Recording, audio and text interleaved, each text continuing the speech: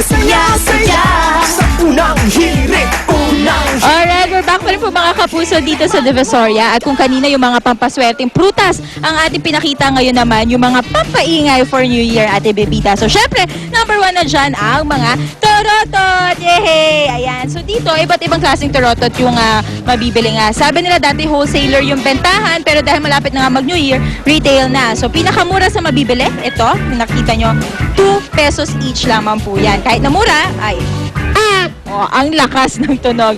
At yung iba, meron 15 pesos. Itong medyo maliliit na may mga characters. At yung pinakamahal, tulad nitong wow, malaking torotot na to, 25 pesos each po yan. Usually, itong mga nandito, gawa po yan sa mga recycled materials. So, medyo mas madali siyang kumbagang masisira nga dahil gawa sa papel. Pero kung gusto nyo talaga, pwede pa magamit next year. Ayan, meron naman ditong mga gawa sa plastic. Na yung maliit, magkano ito? 10 pesos each. Ayan. Yung medium, 15. At yung medyo mas malaki, 25 pesos each. Ayan. Ilan lamang yan sa mga torotot na makikita nga dito sa Divisoria. Ngayon naman puntahan natin yung mga Lucky Charms.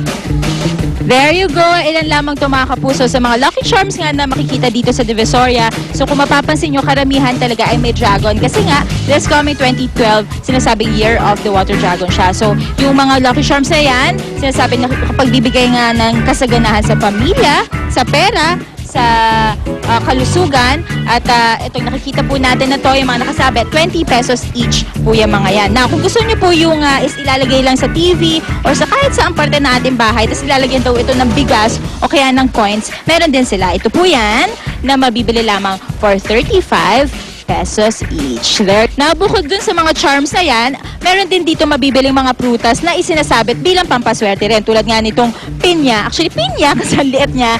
Ayan, na nilalagyan lamang nila ng pulang ribbon para daw pwedeng maisabit sa mga pinto or sa mga bentana or any opening sa ating bahay para mas pumasok ang swerte. At bukod dyan sa pinya, yan, meron din singkamas na ganun din, meron din red ribbon. Tapos, pwede na siyang gamitin as lucky charm. There you go mga kapuso! Ilan lamang po yan sa mga pampaswerte nga na pwede natin gamitin ngayong 2 days na lamang at bagong taon na. Magmula muna po dito sa Divisoria, magbabalik po ang unang hirit. Happy New Year!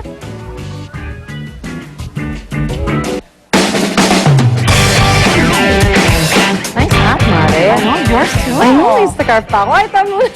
Wala lang, pamporma lang. Happy birthday, Riza Diaz Villarama from your brother, Jervy Diaz. And also, hello to the Gomez family sa Ontario, Canada. Yes. Hi!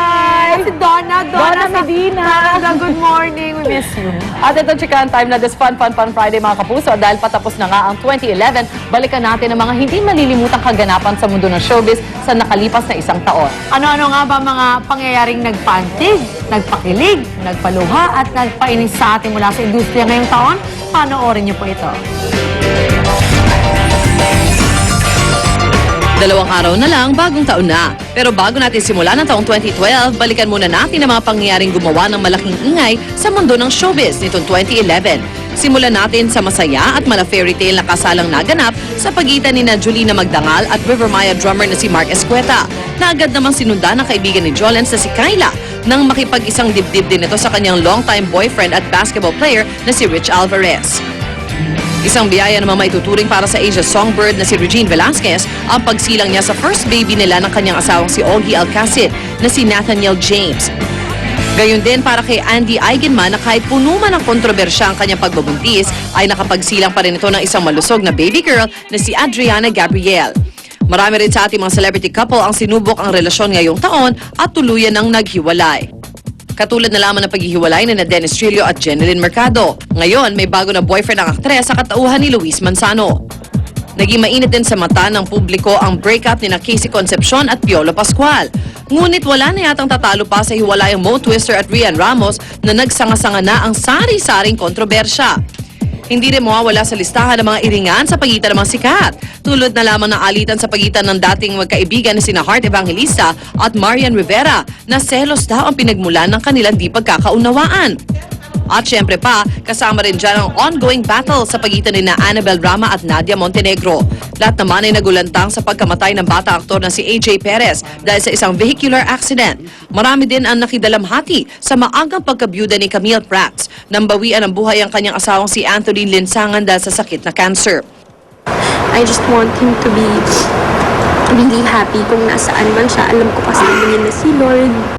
At ang isa sa pinag-usapang krimen ngayong taon ay ang pagpaslang sa batang aktor na si Ramjen Revilla na hanggang ngayon naman ay patuloy pa rin ang investigasyon sa kaso. Samantala nabuhayan naman ng loob ang mga Noranians nang magbalik ang nag-iisang superstar dito sa ating bansa. Mahal ko rin lahat ng mga nagmamahal sa akin at maraming salamat sa walang sawa nilang pagtangkilik sa akin at walang sawa nilang pagsuporta. Sari-saring kontrobersya, chika at balita. Ilan lang yan sa mga showbiz hirit na nagpaluha, nagpatawa at nagpakinang sa mundo ng showbiz ngayong 2011. Unang hirit would like to thank